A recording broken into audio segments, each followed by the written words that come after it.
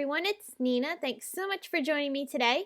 Today I have a fun see-through shaker card to share with you, featuring stamps from Newton's Nook Designs and also a couple of dies from Simon Says Stamp. Shaker cards are so much fun to create, and I really love incorporating them into my cards. So let's get started and check out how easy it is to create this card. Now, when I was originally creating this card, I was going to actually be using this shaker pocket that you see here on the side. I'm using this as reference for the colors that I want to color this butterfly, which is from the Newton's Nook Beautiful Wings stamp set. I originally, like I said, was going to be using the shaker pocket, which I created with the fuse tool. But I ended up breaking it, and I had sequins all over the place. It was a mess. It was one of those days in the craft room where everything was going wrong, and I did not have a good time cleaning that up. So I figured after having that debacle, I was going to just turn this into a regular shaker card and not try to play with the fuse tool for this particular card after having that little disaster with the shaker pocket breaking and then having the sequins all over the place. Anyway, I'm coloring my butterfly using my Copic markers. I'm doing very simple shading here. This butterfly is created with a bunch of different looking petal pieces. It's what I would liken it to. It almost reminds me of quilled paper. If you've ever done quilled papering, I used to do that all the time when I was a kid. I always loved it. And this butterfly image and all the other ones included in the Beautiful Wings stamp set reminds me of quilled papers. I'm just adding some darker shading along the areas of where I think it would be darkest, and then I'm letting the outer portions of these little quills be a little bit lighter.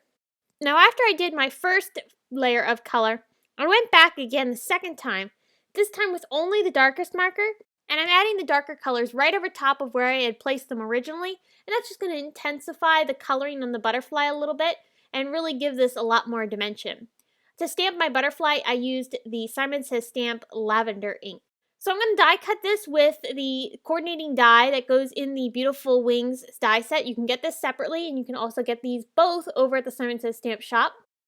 I'm going to die cut a frame from some white cardstock. You can see here I just layered 2 of the stitched rectangle dies from Simon Says Stamp. I layered them together, and then I taped them in place and ran them through my Big Shot. I used some white cardstock for that, and I'm putting some double-sided adhesive on the back side of this frame that I've now created. I used some 1/4-inch score tape for this. Once I remove all the backing pieces, I'm going to go ahead and layer this up onto a piece of transparency. To create your shaker window, you can use a variety of different materials. These are, again, transparency sheets. They're also sometimes called window plastic.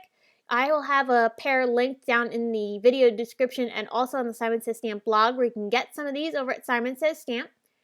I'm just using this as the window for my shaker, but you could again use packaging or other different types of materials that are clear. I'll trim this down so that way I have it perfectly up against my frame. And then I'll turn it over to the back side. I'm cutting this 1/2-inch foam tape into 1/4-inch strips so that way it fits around the edges of my little frame here. I'll go ahead and trim it down as needed. So you can see here it's a little long, so I'll just trim that down. And then I'll go ahead and cover the entire back side of this frame using this foam tape. Once I have the foam tape covering the frame, I'm going to go ahead and dump in all of those little sequin pieces.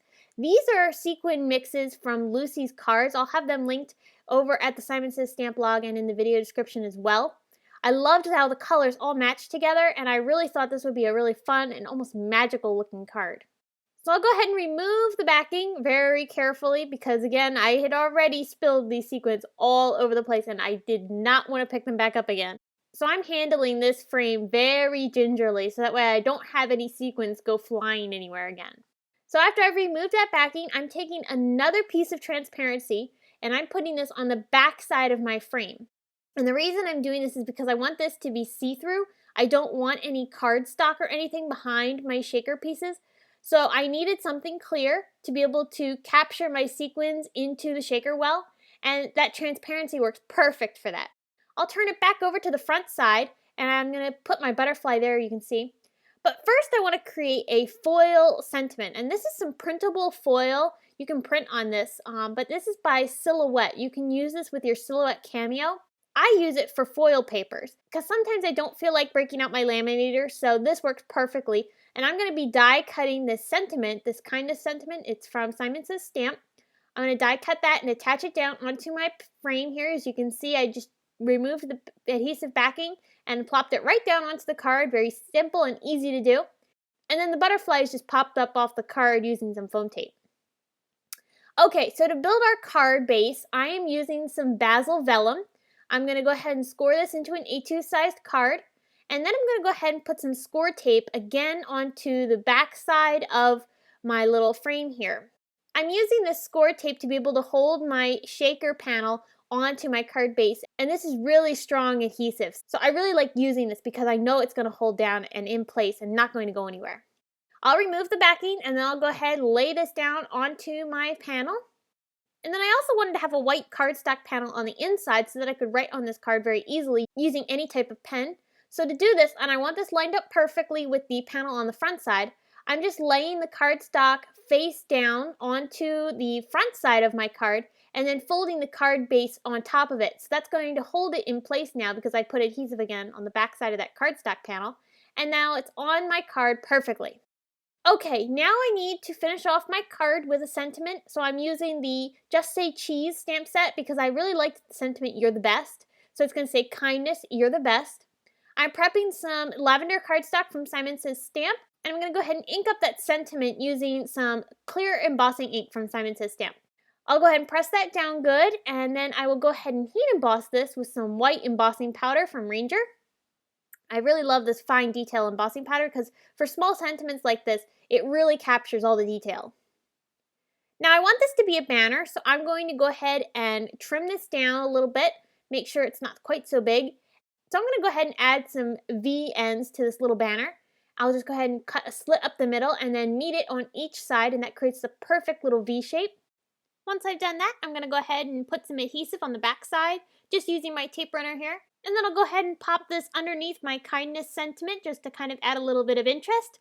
And that's going to do it. You can see how fun this shaker card is, how sparkly and beautiful. And I love how the clean and simple look really lets this shine.